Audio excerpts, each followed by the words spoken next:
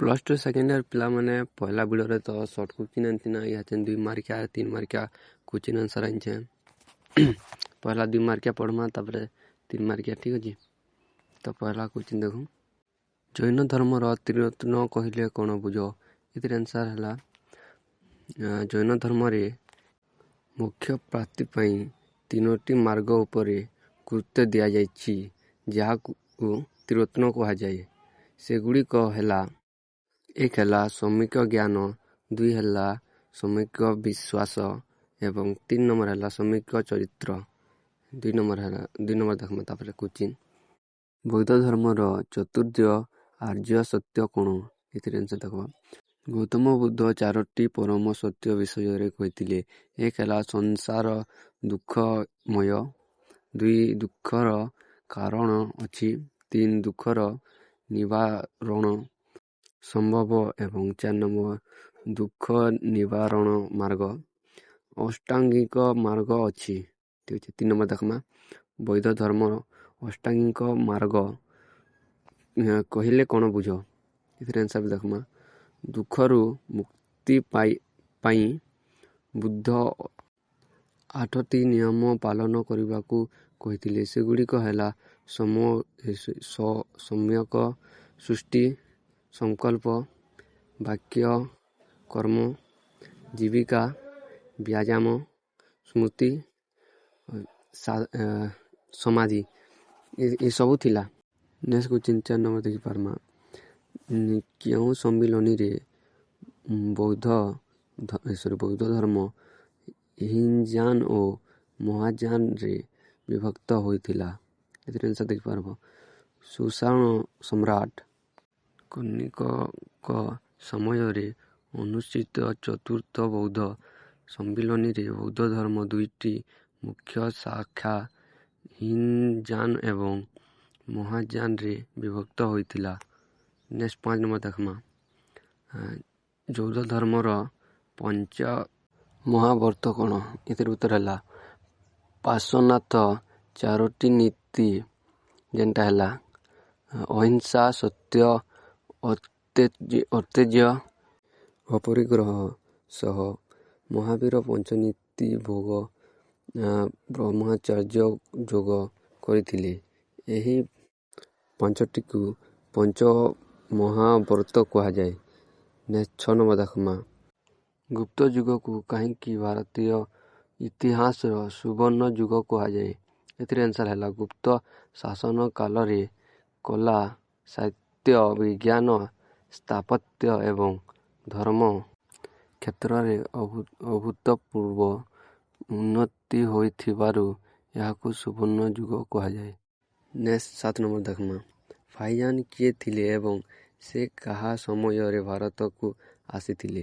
ଏଥିରେ ଆନ୍ସର୍ ହେଲା, ଫାହିୟାନ ଜଣେ ଚୀନ ପରିବ୍ରାଜକ ଥିଲେ।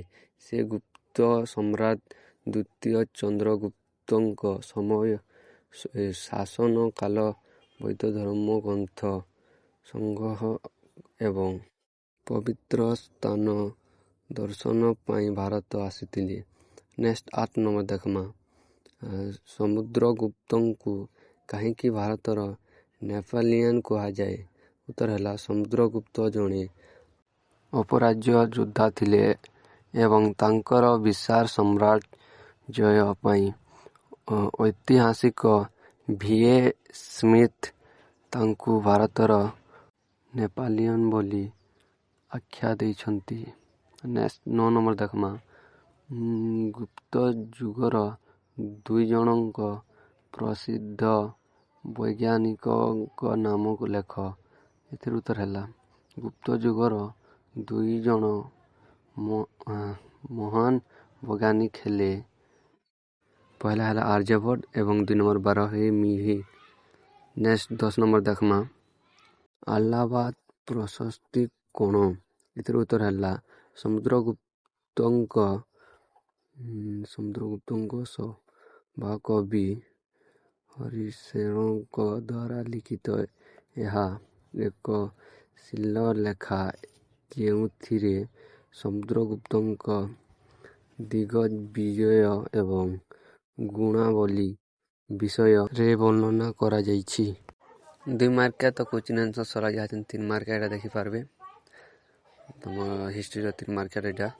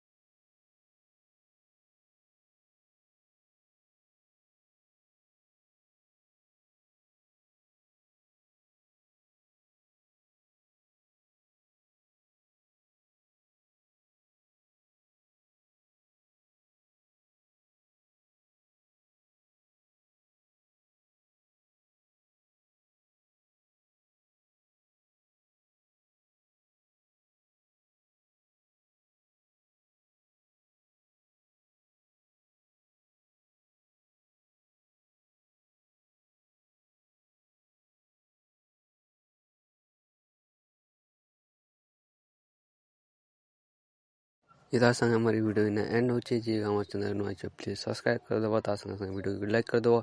नेक्स्ट वीडियो रे मिलमा।